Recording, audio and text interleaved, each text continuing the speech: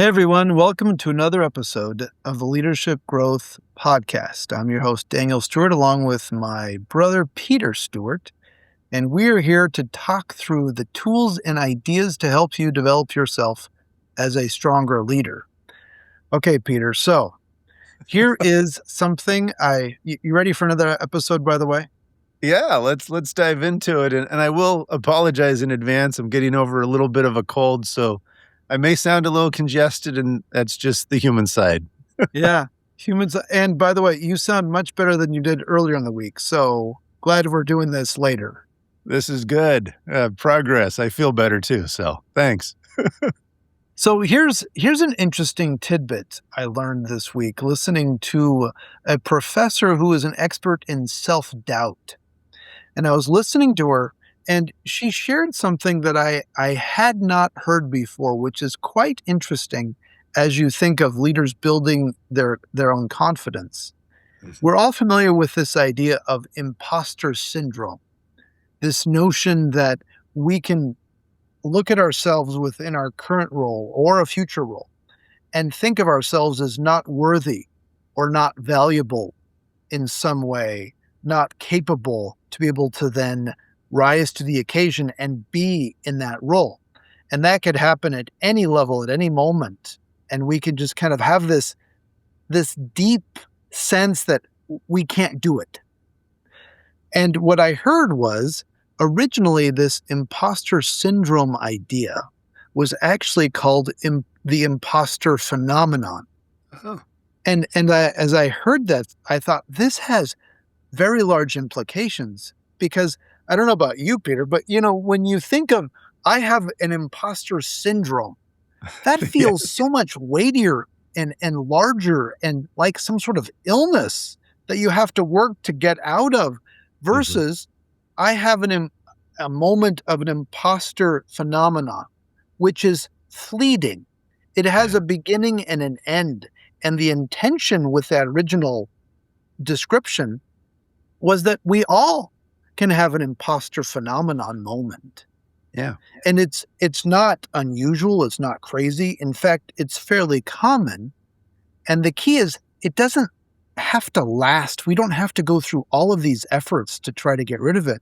Okay, so as a clinical psychologist, Peter, as you're hearing this, what are your reactions? I really like this idea of thinking about it more as a phenomenon. Because when we look at some of the faulty cognitive distortions that we can bring up, one of the most common is an overgeneralization, in which we take a particular event, action, moment, and then we generalize it. This is always the case. And a phenomenon, to your point, is much more acute. So we have a moment where we lack some self-confidence. Who hasn't? Like, hello, welcome to the human life. As opposed to, I am always going to feel lack of self-confidence. Yeah. Or there's going to be this ongoing syndrome, or I'm now going to suffer and there's not much I can do for that. So that's my first thought as I think, we can look at these as more isolated events, more acute episodes, as opposed to a long-standing syndrome. The second thought I then think about is, why could this have possibly shifted? Oh, and what is a benefit to viewing it as a syndrome, or why might that have caught on as opposed to phenomenon?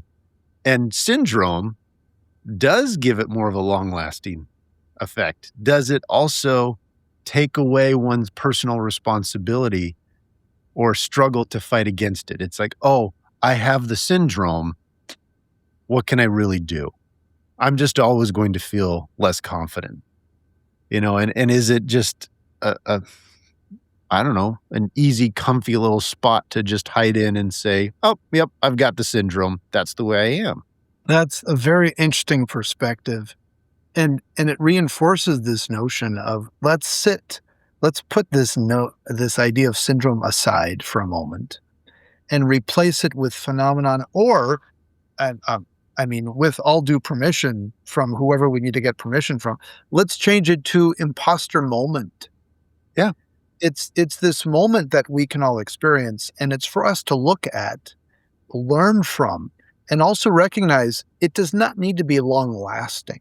We can have an impact. We can actually shift a mindset around it. We can develop some skills. We can also recognize that it is normal for us to have moments of those self doubt moments Yeah. or that imposter moment. Especially as we stretch and grow and put ourselves in situations where we haven't done something before. Here's a new position. Here's a new organization. Here's a new task. Here's a new assignment. It's it's very normal to look and say, huh, I haven't done this exact thing. Here I'm given now a team of 3 or 4 or 10 people. Well, this is my first assignment, or this is the most complex thing I've ever done. I'm not sure I can do it. Like that's a normal human reaction. Mhm. And so how we choose to respond says a lot about where we want to move forward and what we can do. And we have control over the thoughts in relation to that. As I've often Yes. said, there are 2 things we have control over in life: our attitude and our effort. And maybe that's a little Pollyanna, but when you boil everything down, those are the only 2 things we ever can control. Everything else has factors and magnitudes beyond what we have, but we do have control over our attitude, and we control how much effort we can put forth towards something. Mhm. And we don't want to let a perceived syndrome, phenomenon, moment be an excuse. Somebody had confidence enough in us to put us in this situation. And can we at least lean on that mindset, that little element of truth? And also this assumption that people are not wanting us to fail. Generally speaking, when you're interacting with your team or with others in the organization, people are not listening to you saying, "Oh, I hope she falls on her face," and No. it's terrible. No, they generally are supportive. They want you to be successful because that helps them be part of something bigger that is Mhm. successful as well. There are all sorts of these negative notions that we can put on ourselves. We can acknowledge them and we can keep moving. Because Yep. frankly, especially with AI and with the complexities of challenges that we all are finding ourselves in, the complexity of challenges, it's not going to decrease. And leaders need to be able to lean into that, knowing full well that they don't have the answer beforehand. So inevitably, an imposter moment is going to emerge. That's okay. And in fact, it's often evidence that you're Yes. pushing yourself because Yeah. learning is the goal. Rapid learning as we keep moving forward. Yeah. I think we've said this a few times on the podcast, but I remember mom having that little saying on the fridge growing up: a comfort zone is a beautiful place, but nothing grows there. And when we do not experience those imposter moments, Yeah. or if it's been a while since we have, it's probably good for us to look in the mirror and say, am I hiding in the comfort zone? Am I being willing to learn something new, to push myself, to go beyond, to try something different? Or am Mm, I just doing the same thing over and over again? So we can look at it less as a negative thing to avoid and a tool to help monitor our own personal progress. yeah. Okay. So can I use that as a transition point to get to one of my favorite topics and the main topic of today? Of course. Because we're talking about an uncomfortable area for ourselves as leaders and figuring out what to do when we're a little uncomfortable. So here's the topic. It is called top of license, reaching and living and performing at the top of your license. So, for all those listeners who are in healthcare, you're going to quickly relate with this. Let me explain the metaphor here, and we can then run with this and then learn from it. So, the idea is if you go to your annual exam at your physician, primary care physician, okay, who's the person who weighs you and sees how tall you are? Is it the doctor? Not normally. However, can the doctor weigh you and check your blood pressure and see how tall you are? Well, of course he or she can. Of course. However, do they? No. Who does that? Well, a medical assistant or somebody else who's supporting that, because that's the top of their license. That's the stuff, the tasks that they are best suited for. Versus the doc, whether it's a PA or it's a physician, they will then perform the examination, which is what they are best suited for. They can do all sorts of other stuff, but what can they uniquely do? And so if you carry this on, a heart surgeon, can that heart surgeon also weigh you and check your blood pressure? Well, sure, but why would they? They are going to dive deep into your heart, performing the surgery that others can't. They work to the top of their license. This is a fantastic metaphor for us at any level, for us to think about, are we working at the top of our license as a leader? Because too often, take a manager or a director or a VP, they may be still operating and doing tasks at other levels. Why might they be doing it? Well, because it's comfortable. It's connected to their identity. It was what helped them get promoted. They like to solve those kinds of problems. They may not have confidence in their team, a whole host of reasons. However, it compresses and shrinks their distinctiveness in terms of why they even have leadership levels. And suddenly a VP is actually doing the same work as a manager. And that doesn't mean the VP is inherently better. No, it is simply, why do we even have that role? If that VP is not acting like a VP working at the top of their license. You're describing this really well. And yes, it has the obvious healthcare implications, but both of us and many others at Stewart, we've used this analogy across industries, across organizations, across roles. And this is not intended to promote an elitist attitude at all.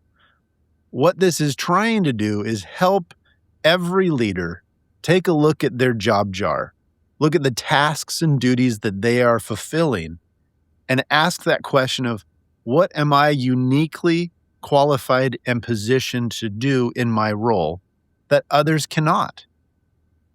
And if we are performing tasks that are redundant that others can do, then we are not leveraging the unique capabilities that we need to be doing.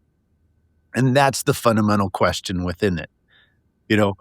Can that VP fill out the expense report? Sure. Can they update the PowerPoint deck? Sure. Is that exactly what they need to be doing to best utilize their time, not only for their growth, but for the benefit of the organization?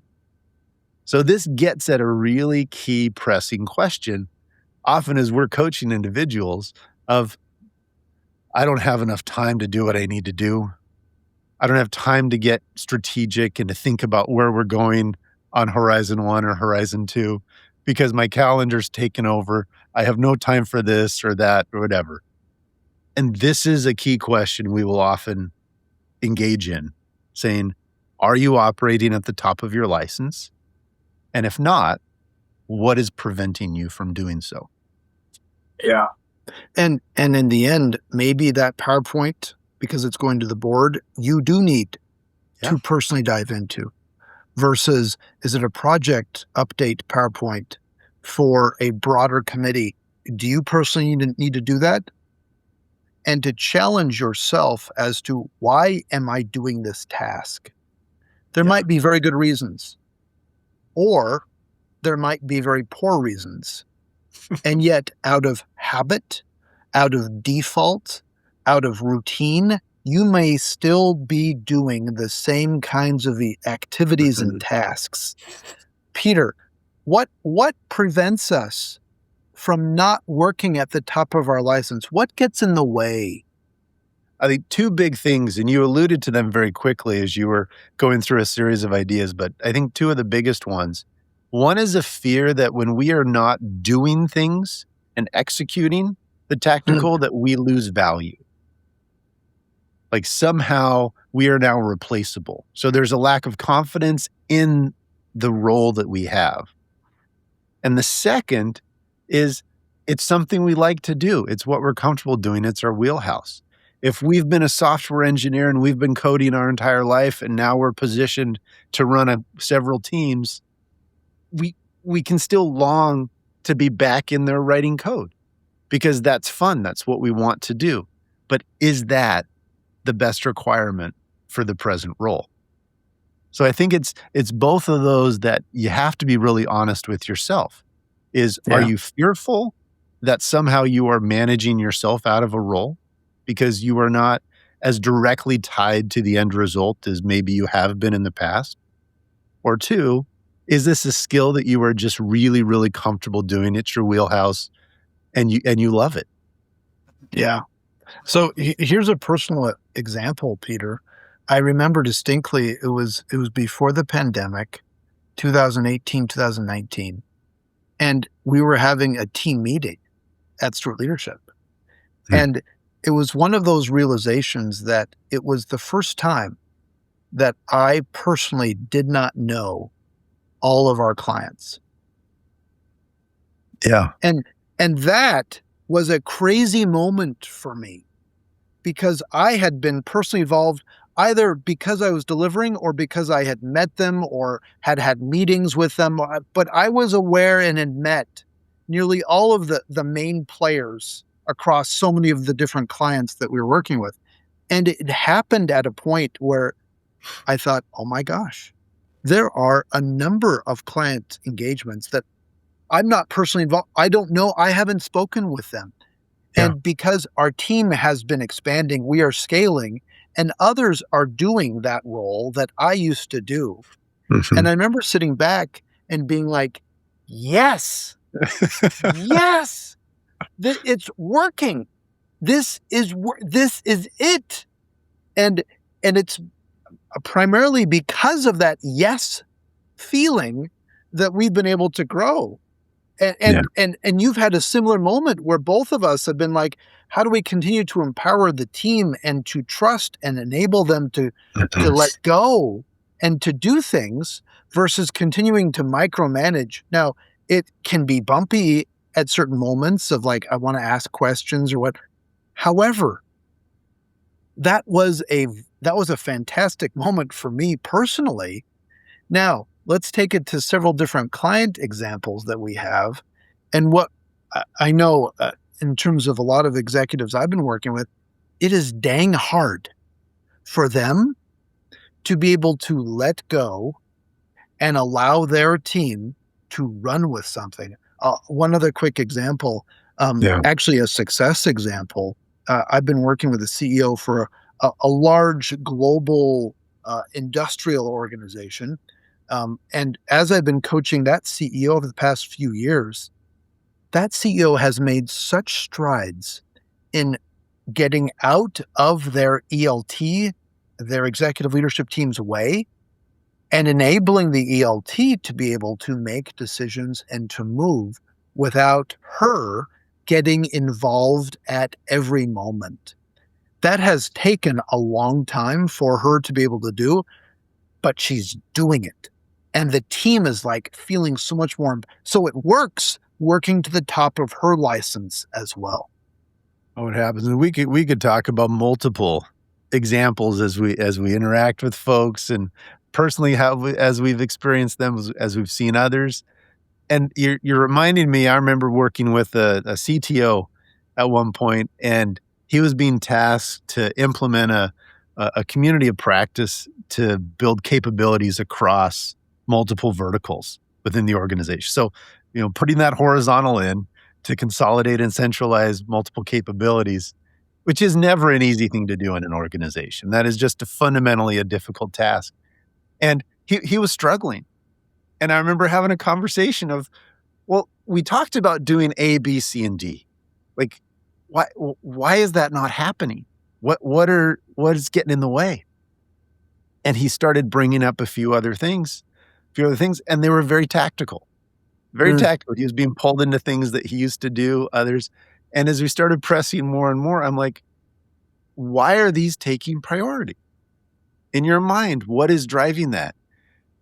And there was a very just clear moment of vulnerability when he said, it's because they're easier. It's easier to do these. And it's this idea that we can hide in the tactical at times because it's convenient. We feel busy. We feel like we're doing things. We're confusing activity with the results we need to really Mm. get done. And so that's, as we think about all of the factors that get in the way of us living to the top of that license, are we being honest with ourselves of sometimes we're tired. Sometimes it's easy to slide back into those more mundane, the less cognitively taxing activities, but that's not really what we need to be doing, particularly as we advance in leadership and organizations. So it's being Yeah. aware of that pull, that suck, the tyranny of the tactical. I love that phrase, hiding behind the tactical, because you could just picture a leader and they might be enjoying that moment. That's the fascinating thing. So if they're Mhm. like trying to follow their gut instinct is to go toward the tactical because that's where they're comfortable. Mhm. However, this is where, as a leader, you need somebody else to love you enough to give you the harsh feedback to challenge your way of thinking. Because once you're promoted, once you then get into a new role, you cannot just assume that the same activities, the same mindset that you used to have is going to be the same for this new role. And you need to be very strict and to challenge yourself with Yeah. what is going to be different. What can you do differently? One of the great questions to ask yourself is, what is one thing that I'm going to permanently shift off my plate in the next 30 days? What is one thing? And for people to recognize, just start with something. And Mhm. you don't have to do a full scale revamp necessarily. What's one thing? What is one thing that you can do to permanently shift towards somebody else and their role and make sure that you are unique or spending your time on what is uniquely of value for you and your role? That suggestion can have so much impact because it gives you something to start with. We're not trying to revamp the entire process of how we're trying to do things. It's picking that one thing that you can begin to hand off to Mhm. no longer have it on your plate, to then hopefully give you bandwidth to do something more important. So as you identify that one thing you can hand off, then I would say, and it usually doesn't take long to figure this one out. What is that one thing that seems to just get passed from one to-do list for 1 week to the next, to the next, to the next, it's been there for the last 4 or 5 months. What is that big boulder? I've seen the sand pebble rock. Like, what is that big boulder that you haven't gotten to? And then looking at it and saying, is that the top of my license? And what is it that's getting in the way of me doing that? Yeah. And how do I begin to chip away at getting it done? And So is as it you relevant and important enough to even Yes. chip? Yeah. Uh-huh. Because everybody's got those. And for some reason, it's the dreaded task. When you look at that list, it's not the one you can just crank out in 5 minutes. For some reason, whether it's because it's hard or it's complex or you haven't done it before or it involves working with somebody that you might not know how to work with as well or whatever it is, it's that lingering little thing, and sometimes it's big, that you just can't get your head around to focus and just crank it out. This top of license idea also has large implications for the organization as well.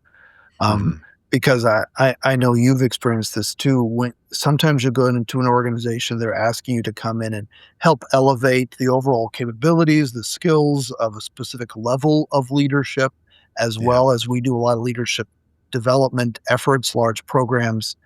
And it's not unusual to hear, "Oh, you know what?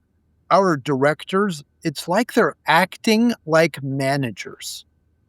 Or our managers, it's like they're acting like supervisors or team leads.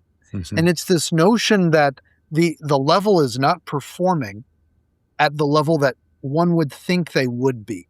And there's all sorts of reasons that can contribute to that, especially for a growing company that doesn't really have role models to then Mhm. help clarify what that, or systems or processes to help enable that, or strong teams, all sorts of reasons. And yet, this notion of top of license can be a guiding principle to help elevate and push people toward what they uniquely can do. And it Mhm. often begins with helping folks make that list.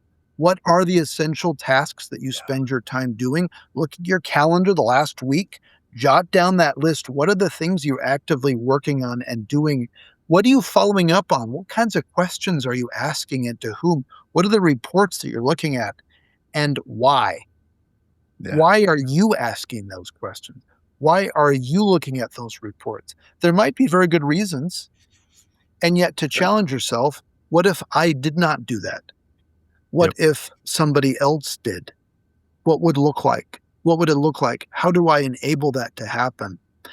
This is critical to be able to help avoid that compression, that level and role compression that happens too often in an organization, where you have the supervisor, managers, directors, VPs all performing at a manager level.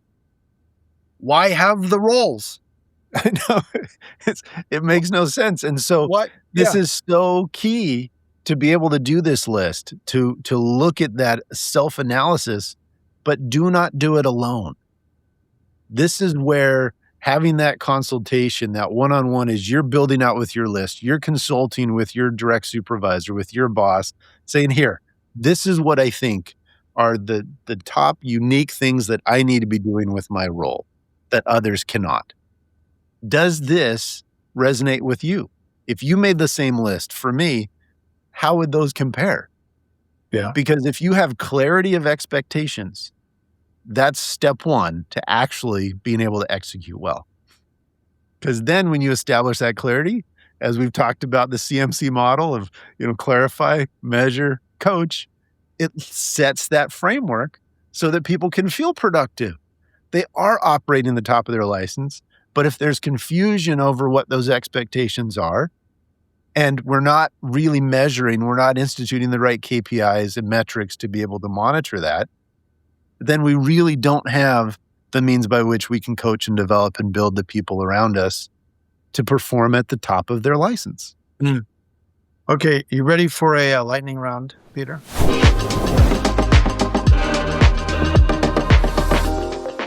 Here's my question to you. What's the one thing a leader can do to be able to work at the top of their license? Have a good executive coach to guide you through the process. No. No, That what I mean that by is that. helpful because it does introduce that additional person, and I know you jest because that's what we do. However, whether it's an executive coach, a mentor, a boss, a trusted colleague, Yep. somebody to help because it's too hard to do it on your own. Love it. Yeah, that's exactly where I was going. Do not do it in isolation. We do so many things just getting caught in our own mind, but have that feedback loop where you're checking in with somebody else to verify what it is. So, good question. That's fantastic. Well, Peter, always fun to talk to you. So we have been chatting about imposter moments, imposter phenomenon to be able to build our sense of confidence, and what's and also this top of license idea, which is also interesting because I find that as people are able to do the unique value that they add, it actually bolsters their sense of confidence Yep. because they don't feel so distracted with lots of other elements. They're able to learn and push themselves in new places, which is often tremendously fulfilling. And to embrace those moments of imposter feeling as actually evidence that I'm trying and I'm learning and I'm growing, versus if you have no imposter moments, you're not necessarily learning. You're not pushing yourself enough. So that's another way of looking at it. Yeah, that's a great wrap up as you connect these concepts, because ultimately we are here and we're doing this podcast because we want to help facilitate the growth of leaders. We believe in your growth, and that as you look and you're listening to these points, your growth, and as you are intentional about it, you'll find yourself a better leader tomorrow than you were yesterday. Yeah. But we can't just keep repeating the same thing over and over again. So hopefully you've had a few more elements, you've taken some notes, you've jotted down, identify what's the one thing you're going to do to really try and operate at the top of your license. Love it. Peter, always fun. Thanks for doing another episode with me. Always a pleasure. Listeners, thank you so much for joining us. And just as Peter was describing, please take these ideas and tools, apply them to help yourself become a stronger leader in your leadership journey. As always, please like and subscribe, and we look forward to having you join us at a future episode. Take care, everyone. Bye. If you like this episode, please share it with a friend or colleague, or better yet, leave a review to help other listeners find our show. And remember to subscribe so you never miss an episode. For more great content, or to learn more about how Stewart Leadership can help you grow your ability to lead effectively, please visit stewartleadership.com.